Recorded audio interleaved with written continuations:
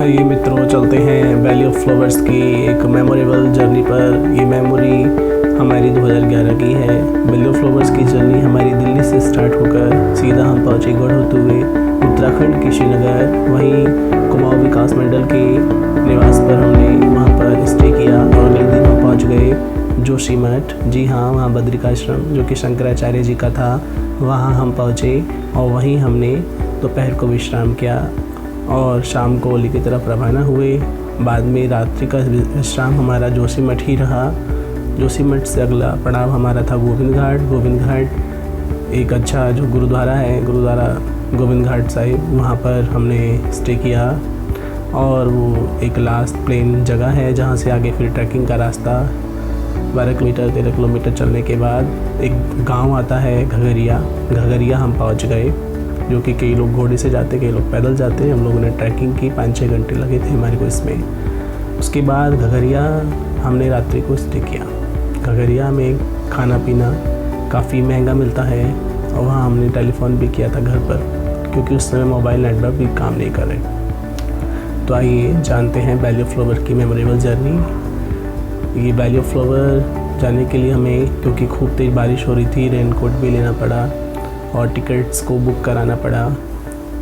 काफ़ी चेतावनी लिखी हुई थी कि आगे जाना ख़तरनाक है, लेकिन हमारे को बड़ा जुनून था कि हमें इस यात्रा को किसी तरह से पूरी करनी है और हम पहुंच गए।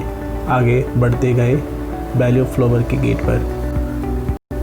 वैली ऑफ फ्लावर्स जो कि उत्तराखंड का एक मशहूर घाटी है, भारतवर्ष के उत्तराखंड राज्य में गढ़वाल क्षेत्र में है।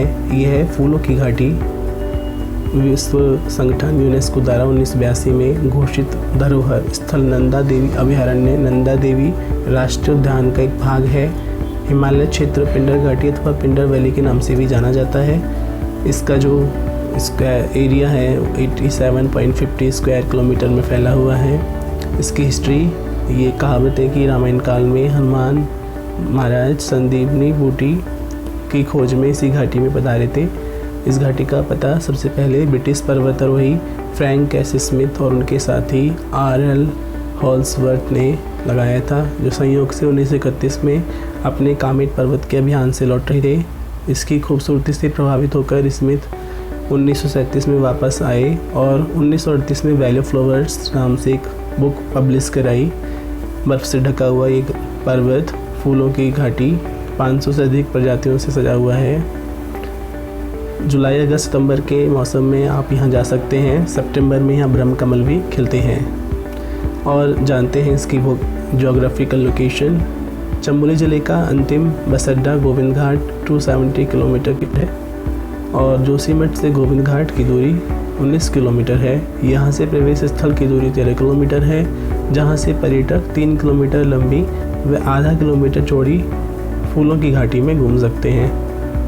पाई जाने वाली पुष्पों की प्रजातियों के बारे में जानते हैं। नवंबर से मई माह के मध्य सामान्यतः हिमाच्छिद रहती है। जुलाई और अगस्त माह के दौरान एल्पाइन जड़ी की छाल की पंखुड़ियों में रंग छिपे रहते हैं। यहाँ सामान्यतः पाए जाने वाले फूलों के पौधों में एनीमोन, जर्मेनियम, मार्स, गेंदा, प्रिबुला, पोटेंटिला, जियूम, तारक, लिलियम, हिमालयी नीला पोस्त, बचनाक, डाल्फिनियम, रानुनकुलस, कॉर्डिलासिस, सोसुरिया, लोबिलिया, थर्मोपिसिस, ट्रोलियस आदि बहुत सारे फूल पाए जाते हैं। एक फूल हमें विशेष लगा, जो कि एक नाक के आकार का उसका होता है।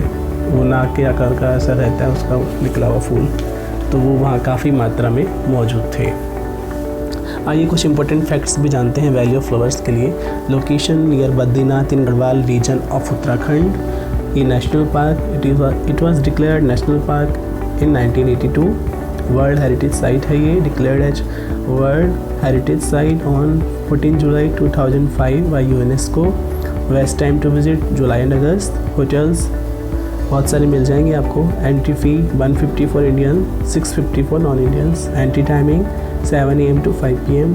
Opening date 1 June, closing date 4 October. Time needed for valley flowers track 7 day. अगर आप हरिद्वार से निकले तो हमारे को भी 7 दिन की यात्रा थी। काफ़ी रोमांचक रही, क्योंकि बड़ा उस दिन मौसम ख़राब था। बर्फ़ की ग्लेशियर से एंट्री करते हुए हम पूरे घाट वैली में पहुंच गए थे। इसके बाद हमारा जो वैली का हमारा लास्ट पॉइंट था, हम पहुंच गए थे जॉन मार्गरेट लेगे की कब्रस्थल पर, जो कि वहाँ का अंतिम पड़ाव है। कहा जाता है कि वो 1939 में आए थे और यहीं पर उनका बॉडी कंप्लीट हो गई थी। और यहाँ पर लिखा हुआ है, मेरी दृष्टि हिमालय के उन शिखरों पर जाएगी जहाँ से मुझे शक्ति आई है मैरी। तो इस तरीके से शांक और मैंने वहाँ सेल्फी ली। उसके बाद हम वैली ऑफ फ्लावर का ट्रैक कंप्लीट करके करीब 3-4 बज रहे होंगे और हम नीचे पहुँच गए घगरिया, जहाँ हम रुके हुए थे।